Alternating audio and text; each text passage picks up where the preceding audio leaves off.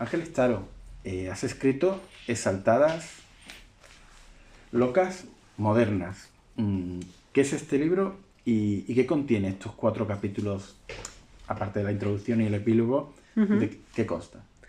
Pues mira, Saltadas Locas Modernas consiste en equilibrar un poquito la balanza, ¿no? De intentar hacer justicia sobre todas las mujeres que han sido invisibilizadas a lo largo de la historia y que por cuestiones de, bueno, de machismo, ¿no? Que ha habido a lo largo de muchos siglos, no se dieron a conocer o al cabo de los años se invisibilizó o se apropió el trabajo a otros hombres. Y bueno, como tú has dicho, está dividido en 4 capítulos o en 4 secciones que va desmontando un poquito pues esos mitos que se han dicho de nosotras en la historia, ¿no? Que no fuimos genias, ¿no? Porque no teníamos capacidades para ser genias, que no fuimos a la guerra, cuando fuimos a la guerra, aunque fueran con otras labores, pero fuimos a la guerra, eh, que no sabemos liderar, ¿no? Como si las mujeres por naturaleza o tenemos un gen ahí que nos dice que no sabemos liderar. Y el de no sufrimos violencia machista, que es un negacionismo que hay a día de hoy que, bueno, que es una lacra que hay que extirpar cuanto antes. Exaltadas, Locas, Modernas recibe el título de unos escritos de Julius Moebius, Sí, que define así a aquellas mujeres que preferían no callarse ni doblegarse a las labores que la época les imponía y que desafiaban el papel tradicional de la mujer. El título es un homenaje y un guiño a la historia, ¿no? sí, es que, vamos, a mí me resulta cuanto menos curioso, ¿no? Que hace apenas un siglo, ¿no? Bueno, en 1900 se pudiera publicar un panfleto, ¿no? Que literalmente se llamaba La inferioridad mental de la mujer. Y claro, y describe muy bien, ¿no? El cómo se nos ha tratado de hasta no hace mucho. Que como tú bien dices, eso, las exaltadas locas modernas, pues eran todas esas mujeres que rebatían contra esos argumentos.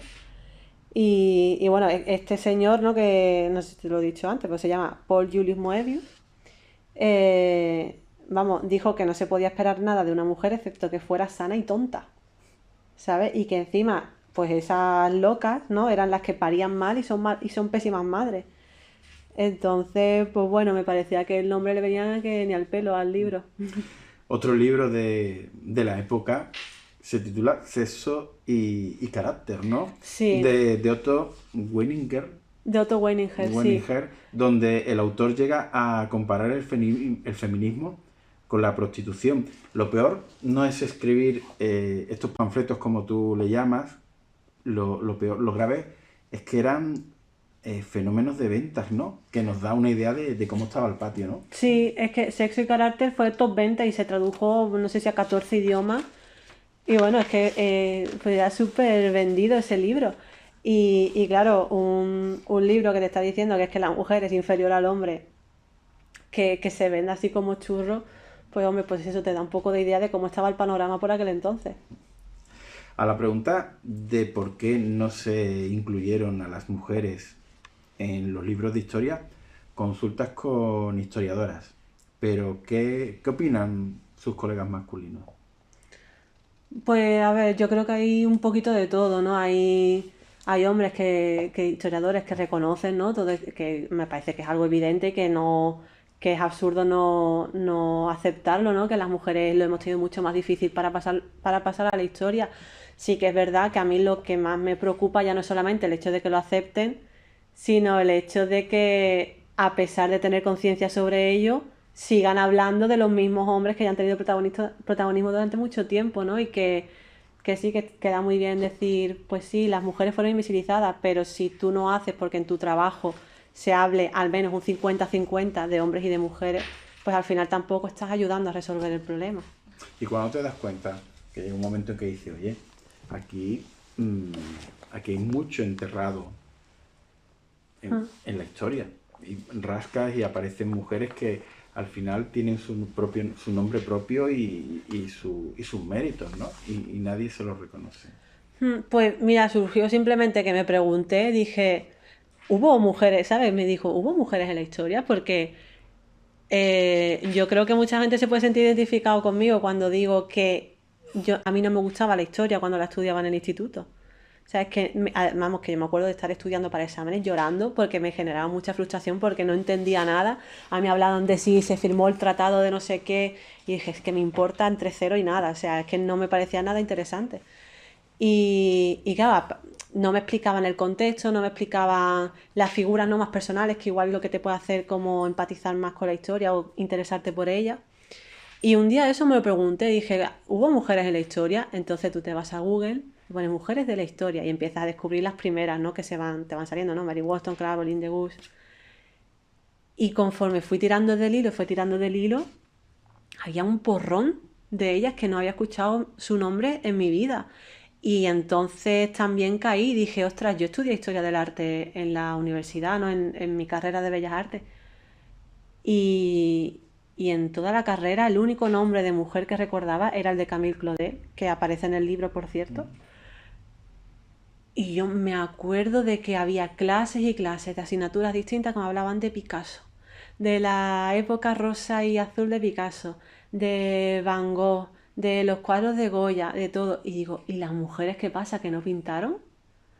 Entonces ahí te das cuenta de que algo está fallando, ¿no? Cuando se repiten siempre los mismos nombres, siempre de hombre, es como aquí pasa algo. Y cuando empiezas esta parte te das cuenta y dices, ah, vale, ¿qué pasa? ¿Qué? Machismo, ¿no? Vale, ok. Leyendo tu libro me ha recordado las clases de historia en la carrera. Yo hice historia y me siento un poco engañado Sí, porque ¿no? no he intentado recordar y digo, bueno, digo, lo que leo aquí es imposible que a mí no me hayan hablado nunca de ciertas mujeres, no recuerdo mujeres, ¿no? Entonces me siento un poco engañado. Sí, es que es la sensación que te queda. Y aparte luego también, si te llegan historias de mujeres, hay que cuestionarlas porque dice, seguro que esto fue así, por ejemplo con Camille Claudel, ¿no? Seguro que fue una solamente la musa de Rodin que acabó en el manicomio, bueno, en el centro psiquiátrico porque se le fue la pinza, o aquí hay algo más. Y cuando te pones a esta dices, ah, vale, es que Rodin le hizo todas estas cosas, ¿no? Rodin era, pues eso, un machista de sus tiempos, con no sé cuántas amantes, que, bueno, hacía falsas promesas a Camille, que, bueno, aparte también, ¿no? De todo el contexto de que ella sufrió del machismo de la familia, de la madre y el hermano que no querían que se dedicara a la escultura porque no era cosa de mujeres. En fin, un sinfín de cosas que dice, vale, entonces ¿por qué acabó en un centro psiquiátrico? ¿Porque de verdad estaba loca? Porque los médicos decían que no estaba loca, que estaba perfectamente para darle el alta, pero se quedó ahí hasta que se murió. Entonces, pues eso, hay que ya no solamente destapar los nombres de las mujeres, sino revisionar qué es la historia que se ha contado de ellas.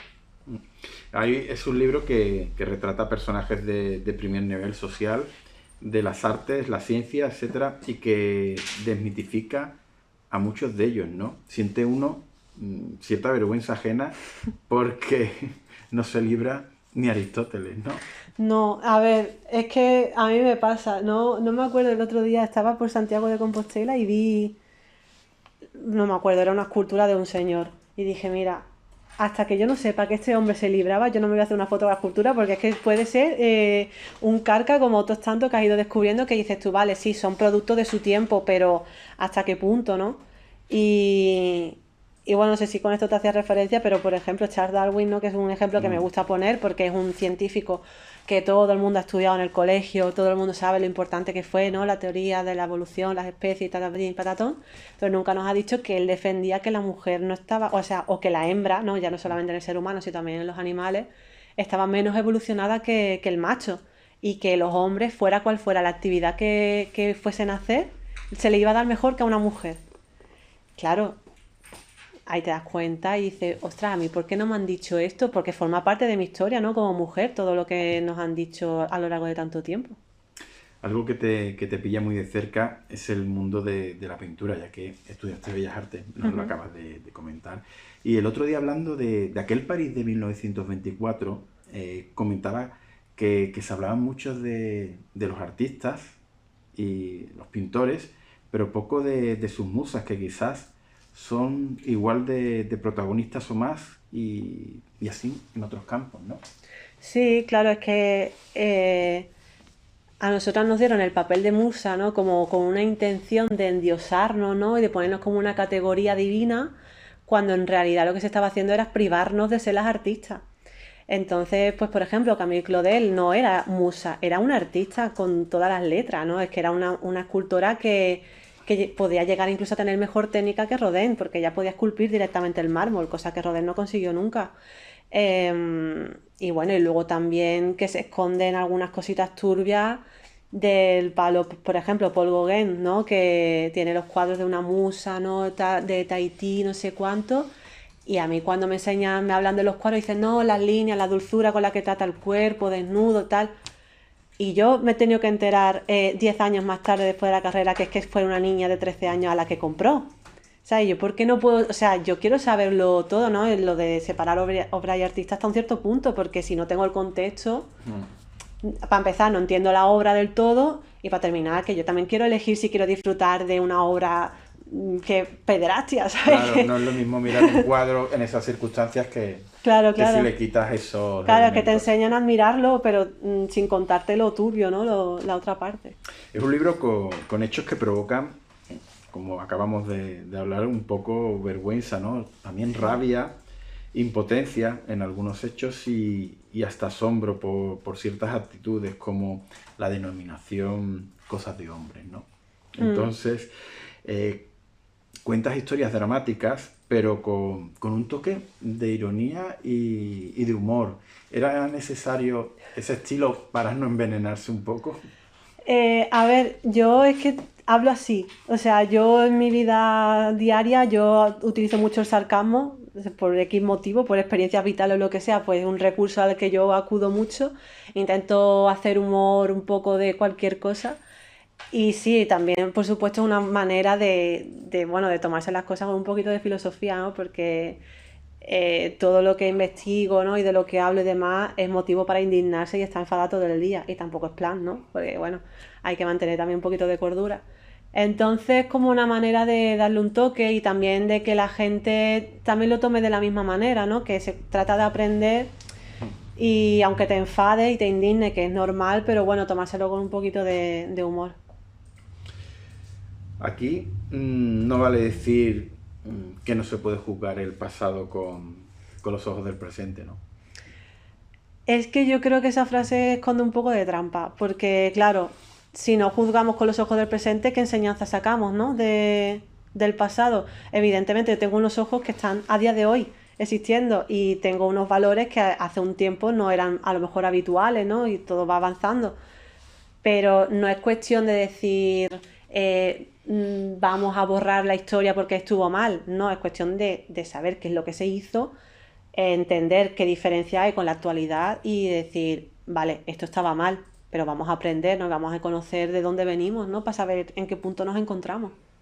Cuentas historias, hechos, relatos, anécdotas, curiosidades, y lo plasmado en el libro parece un poco en una visión conjunta de la historia, parece la punta del iceberg, ¿no? ¿Cómo ha sido ese proceso de selección?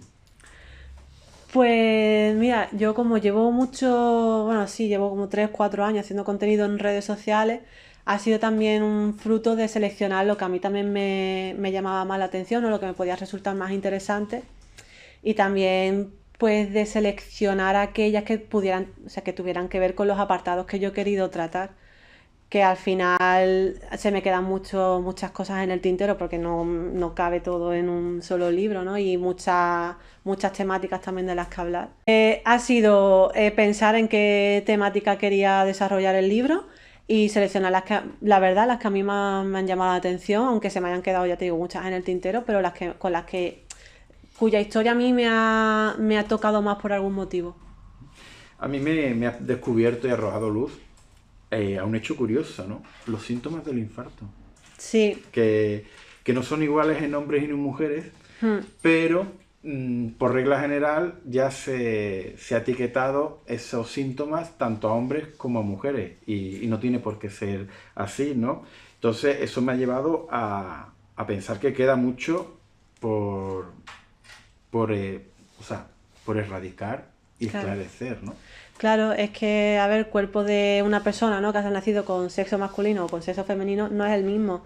Entonces, ¿qué pasa? Cuando es el hombre el que ha dominado todas las disciplinas, pues que al final lo está viendo desde su punto de vista. Y las mujeres con su cuerpo distinto no, pues no lo han estudiado, no han interesado o no han empatizado y no le han sacado el conocimiento, ¿no? Y aparte, bueno, cuando había mujeres que se querían dedicar a ello, también les ponían impedimentos. Entonces, eso lo que hace es que a día de hoy, pues por ejemplo, yo tenga endometriosis y no tenga un tratamiento, ¿no?, eficaz más allá de una píldora, ¿no?, que es lo único que te dicen, o de analgésico, que son enfermedades, como son enfermedades de mujeres, ¿no?, o de úteros, como lo voy a llamar, pues no está lo suficientemente interesado, o sea, no ha interesado lo suficiente, a pesar de que sea una enfermedad común. Entonces, a mí me gustaría saber, por ejemplo, en este caso, cómo se trataría la endometriosis a día de hoy si lo hubiesen sufrido los hombres desde el primer momento. Hablábamos de que en el libro hay muchos casos, muchos personajes, y yo quería pedirte un caso en concreto, ¿no? O un personaje y por qué. Aunque elegir uno es injusto, ¿no? Sí. Yo, por ejemplo, te digo el mío para no ser injusto y yo darte el mío, ¿no? Yo yo pongo como ejemplo Las chicas del Mercurio. Me ha parecido una historia Las tremenda. chicas del radio. Eso, del Mercurio con el pincel. Sí, del radio. Del radio, sí. eso, Sí, Las chicas sí. del radio, perdón. Sí, es que esa historia se las trae porque pues eso, fueron unas mujeres que con la guerra mundial, ¿no?, fueron a las fábricas para hacer los numeritos fluorescentes de los relojes, ¿no?, de los soldados. Y claro, ellas lo pintaban con pinceles y les enseñaban incluso a chupar el pincel para pintar con radio esos relojes. Que tú dices, vale, no había el conocimiento que había. Sí lo había, porque los hombres que trabajaban ahí utilizaban protección, ¿sabes? No se ponían en contacto directo con el radio. Y luego además ves el trato, ¿no?, que recibieron, que lo estaban denunciando y la empresa se le intentaba limpiar las manos, ¿no? Y no fue hasta que la palmó un hombre que no se empezaron a tomar esas denuncias en serio. Entonces, como un poco, bueno, ¿qué pasa aquí? Pues bueno, porque él ha interesado entre cero y nada la salud de esas mujeres, no solamente por ser mujeres, sino también por ser de clase obrera. ¿Y tú qué historias te quedas con? Sí, que me enrolla con esta. A mí es que me gustan muchas. A ver, en otras entrevistas he hablado de Antoinette Brown Blackwell, ¿no?, por lo de Charles Darwin. Pues si quieres un poco por cambiar, puedo decir el de Elizabeth Bathory, que a raíz de lo que comentaba antes, ¿no?, de que ya no solamente es sacar nombres de mujeres, sino de revisionar lo que se ha dicho de ellas. Y Elizabeth Bathory, aunque así el nombre a lo mejor no suene, pero la condesa sangrienta, ¿no?, o el personaje que bebía sangre directamente de las sirvientas o que se bañaba, ¿no?, en una bañera llena de sangre, esa creo que la conoce mucha gente, ¿no?, y que se ha inspirado en muchos personajes vampíricos y demás.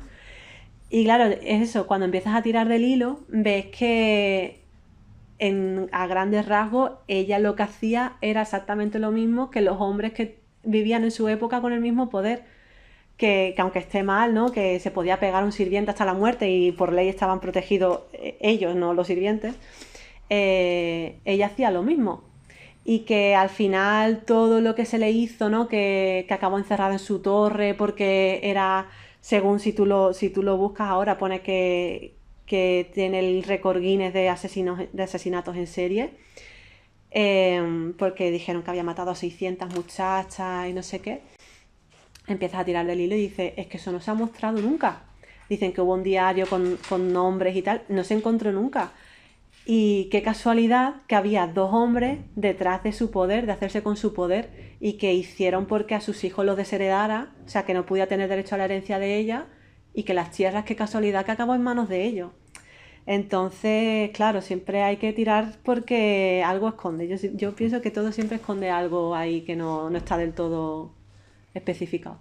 El libro se divide en 4 capítulos, aparte de la introducción y el epílogo. Y los 4 capítulos no fuimos grandes genias, no fuimos a la guerra, no supimos liderar y no sufrimos violencia machista.